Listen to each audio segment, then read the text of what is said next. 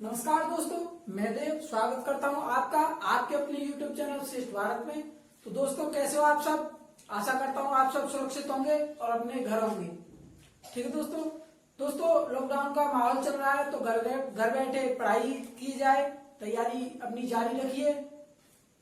दोस्तों, आज कल का हमारा जो था टॉपिक था यानी कि जोड़, घटाव और गुणा पे आधारित प्रश्नों पर था, और आज का जो हमारा टॉपिक है भाग पर आधारित प्रश्नों का है। प्रतियोगी परीक्षाओं में से कई क्वेश्चन पूछे जाते हैं जो भाग पर आधारित होते हैं। तो दोस्तों, आज की वीडियो हमारी उसी पर है।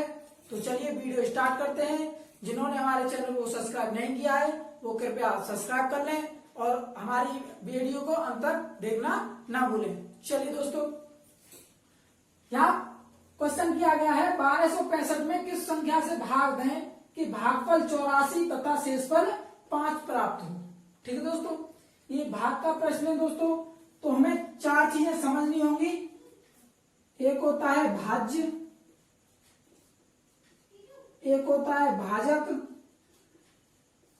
एक होता है भागफल और एक होता है शेषफल।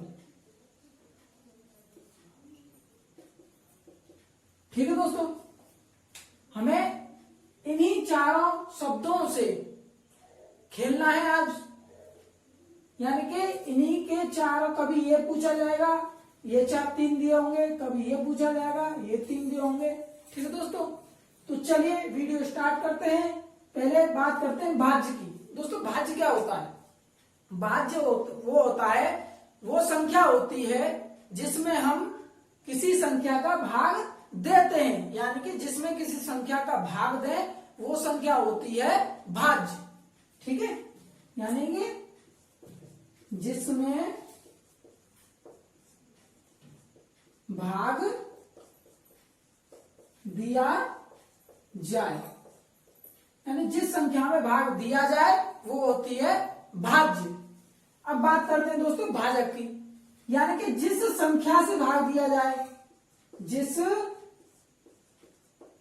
संख्या से भाग दिया जाए। ठीक है दोस्तों, यानी भाजक वो होता है जिसमें भाग दिया जाए और भाजक होता है जिससे भाग दिया जाए। अब इसमें अगर भाग दिया जाएगा तो कुछ भाग भी आएगा, यानी कि कुछ निकल के भी आएगा, वो होता है भागफल। यानी कि कितनी बार भाग गया। ठीक है दोस्तों, यानी कि भाजक से अगर भाज्य में हम भाग देंगे तो कितनी बार भाग जाएगा वो होता है हमारा भागफल। अब बचा हमारा शेषफल। भाग देने के बावजूद अगर कुछ बच जाता है तो उसे कहते हैं शेषफल, यानी कि जो बचा शेष उसे कहते हैं शेषफल। ठीक है दोस्तों, आशा करता हूं समझ में आ गया होगा। चलिए अब बात करते हैं प्रश्न की। दोस्तों, अब इनका कुछ संबंध भी होता है, यानी हमें जो इनका संबंध कैसा होता है वो होता है भाज्य बराबर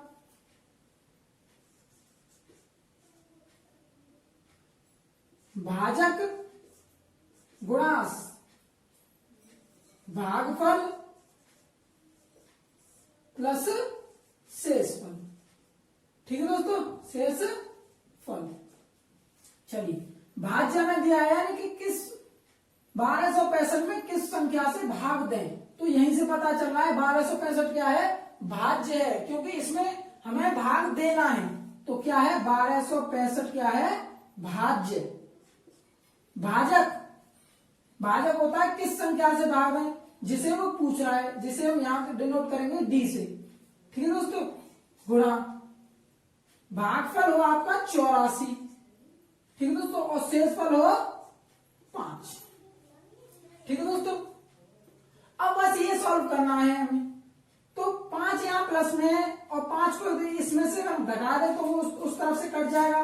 तो इसे लिख देंगे 1260 बराबर b गुणा 84। इधर से 5 हमने घटा दिया, इधर से भी 5 हमने घटा दिया। ठीक है दोस्तों, अब ये है यानी कि अब क्या करना है, हमें पता करना है डी यानी कि भाजक। डी को लिख लो यहां भाजक। तो भाजक कैसे आएगा, यानी कि अगर हम 1260 में भागफल का भाग दे दें, यानी कि किसका, भागफल का, 1260 में अगर हम भागफल का भाग दे दें तो हमारा भाजक आ जाएगा। चलिए, यानी कि 84 का भाग देना है, एक बार गया 84, 16 इधर हो गया, 26 इधर हो गया, तो कितना हो गया, 6 में से 4 गए 2, 12 में से 8 गए 4, ठीक है दोस्तों, और बचा 0। अब भाग देने का कितना, 8 पंज 40 और 4 पंजे 20, ठीक है दोस्तों, 8 पंजे 40 और 4 पंजे 20, यानी कि दोनों का 5-5 भाग जा रहा है, तो कितना आ जाएगा 5, और 5 का गुणा करते हैं तो आ जाएगा 420। तो यहां बचा कुछ नहीं, तो हमारा भागफल कितना आ गया 15, और यहां भागफल जो है वही क्या है, भाजक है। तो यानी कि भाजक क्या है हमारा, भाजक क्या है 15, ठीक है दोस्तों, समझ में आया। चलिए बात करते हैं दूसरे प्रश्न की। यहां पूछा गया है 1708 में से कौन सी संख्या घटा दें कि प्राप्त नई संख्या 13 से पूरी विभाजित हो। तो दोस्तों यानी कि ये 1708 में कुछ एक्स्ट्रा जुड़ा हुआ है, जिसकी वजह से 1308 इसे पूरी तरह विभाजित नहीं कर पा रहा है, तो उसी को हमें निकालना पड़ेगा। तो उसे कैसे निकालेंगे, इसकी भाग विधि है, यानी कि 1708 ये क्या है, भाज्य है। अब ये क्या है, भाजक है, 13 क्या है, भाजक, तो 13 है भाजक। अब भागफल कितनी बार जा सकता है इससे कोई मतलब नहीं है, हमें मतलब है शेषफल से। तो कितना, 17 एकम 17, तो 13 एकम 13, बचे 4, ठीक है, उतार लिया 0, 13 तिया 39, बचा कितना 1, और उतार लिया 8। अब 13 एकम 13, कितना बचा दोस्तों, यहां बचेगा आपका 5। तो अगर हम 5 को यहां से घटा दें, ठीक है दोस्तों, 5 को अगर हम 1708 में से घटा दें, यानी कि 1708 माइनस 5 कर दें, तो ये 13 से पूरी डिवाइड हो जाएगी। तो आंसर क्या है हमारा, आंसर है हमारा 5, ठीक है दोस्तों। चलिए बात करते हैं अगले प्रश्न की। यानी कि यहां पूछा गया है हमसे कि 1560 में कौन सी संख्या जोड़ दें। वहां हमसे कोई घटवा रहा था या हमसे कोई संख्या जुड़वा रहा है कि 1560 में कौन सी संख्या जोड़ दें कि 18 से पूरी विभाजित हो जाए। यानी कि ये क्या है, 18 क्या है, भाजक, और 1560 क्या है, भाज्य। 18 क्या है, भाजक, और 1560 क्या है, भाज्य। तो हमें अब संख्या जोड़नी है, तो जोड़ने के लिए वही विधि हम अपनाएंगे। तो 1560, ठीक है, और 18, ठीक है दोस्तों। कई दोस्तों को मेरे को शिकायत रहती है कि यानी कि ये तो लंबी ट्रिक है, कोई शॉर्ट ट्रिक बता दो। तो दोस्तों शॉर्ट ट्रिक अपने आप बनती है, और शॉर्ट ट्रिक हमेशा धोखा भी दे सकती है। माना शॉर्ट ट्रिक काम देती है, लेकिन आपको पूरी तरह उस पर विश्वास नहीं करना चाहिए। पहले मैथ को समझ लो, आपका दिमाग उसे अपने आप शॉर्ट ट्रिक में बदलने लग जाएगा। अभी आप शॉर्ट ट्रिक के पीछे भागोगे तो कहीं ना कहीं आपको, यानी कि वो कहते हैं ना खरगोश और कछुए वाली, आप जल्दी भागना चाहोगे तो आपकी समझ में नहीं आएगा, केवल आप शॉर्ट ट्रिक में उलझे रह जाओगे, जिन्हें आपको याद करना है। और यहाँ क्या है, ये आपकी समझाया जा रहा है। मैं आपको मैथ पढ़ा नहीं रहा हूं, मैं मैथ सिखा रहा हूं, ठीक है दोस्तों। तो चलिए 1560 में हमें कुछ ऐड करना है जिससे 18 से विभाजित हो जाए। तो पहले यहां कर लो। अब 18 क्या है, भाज्य है, भाजक है, और यह भाज्य है। तो कितनी बार भाग दें इसका, 18 पंजे 90, और ये हो जाएगा 66, 18 पंजे 90, कितनी बार जाएगा, 8 बार देके देखते हैं। 8 8 64 और 8 एकम 8 और 6 14, 8 और 6 14, ठीक है दोस्तों। 8 8 64 और 8 एकम 8 और 6 14, कितना बचा दोस्तों, यहां बचेगा आपका 2। अब 15 में से 14 गए तो 1, उतार लिया जी। अब 15 छिक्के 90, वो 18 पंजे 90 और 18 छिक्के 108, ठीक है दोस्तों। 18 छिक्के 108। अब 8 छिक्के 48 और 6 एकम 6 और 4 10, बचा कितना दोस्तों, यहां बचेगा 12। अब कमी कितने की पड़ रही है, जिसे ये पूरी डिवाइड हो जाए। कमी यहां पड़ रही है 6 की, यानी कि कमी कैसे निकालेंगे, 18 माइनस 12 बराबर 6। तो कमी क्या है हमारे पास, हमें चाहिए केवल 6, और 6 को ही वो हमें कह रहा है जोड़ने के लिए। तो हमारे पास अगर 6 और हो तो ये संख्या 18 से पूरी विभाजित हो जाएगी, ठीक है दोस्तों, समझ में आया। चलिए बात करते हैं अगले प्रश्न की। यहां पूछा गया है एक संख्या x, यानी कि हमें नहीं पता कौन सी संख्या है, किसी अन्य संख्या 56 से पूरी विभाजित होती है। यानी कि कोई संख्या x है जो 56 से विभाजित होती है। 56 से छोटी किस किस और संख्या से विभाजित होगी। यानी कि ये पूछा गया है कि कोई संख्या x है, ठीक है दोस्तों, जो 56 से विभाजित हो रही है, 56 से पूरी तरह कट रही है। तो 56 से छोटी किस किस संख्या से वो पूरी तरह डिवाइड होगी। तो इसका आंसर आप 2 सेकंड में पता कर सकते हैं। जो संख्या 56 से कटेगी वो 56 के गुणनखंडों से भी विभाजित होगी, ठीक है दोस्तों। यानी कि मैं कह रहा हूं 16 4 से विभाजित हो रहा है 4 बार, ठीक है दोस्तों। तो 16 किस किस से विभाजित हो जाएगा, यानी कि 4 के गुणनखंड से, यानी 1 2 से और 4 से, यानी कि 2 से भी होगा और 1 से भी होगा और 4 से भी होगा, ठीक है दोस्तों। उसी प्रकार अगर हम 56 के गुणनखंड कर लें तो जो 56 से कटेगी वो उसके गुणनखंडों से भी विभाजित होगी, ठीक है दोस्तों। तो 56 के गुणनखंड करते हैं तो ये होता है 56, तो कितने से, 2 से, कितना 28, 2 से 14, 2 से 7 और यहां 7 से।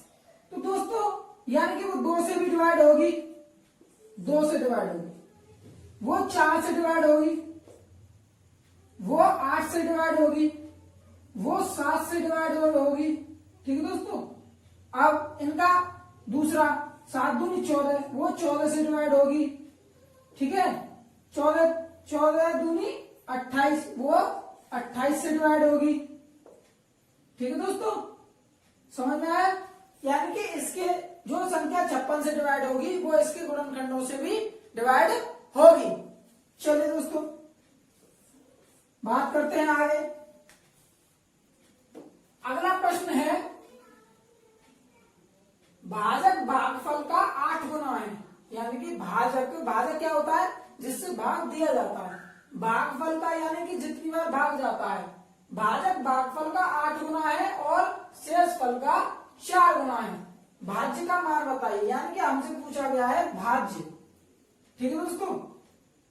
और शेष फल हो यहां 20। तो क्या कर सकते हैं, मान लीजिए हम अपनी जो पुरानी विधि है वही अपनाते हैं। यहां होता है भाजक, ठीक है दोस्तों, यहां होता है भाग फल और यहां होता है शेष, ठीक है दोस्तों। अब ये पूछ रहा है भाजक भागफल का 8 गुना है। जो भाजक है वो भागफल का 8 गुना है। तो भागफल कितना, मान लीजिए आप x, और भाजक कितना हो जाएगा 8x। यानी कि ये अगर ये x है तो ये 8x है, हो गया 8 गुना, ठीक है दोस्तों।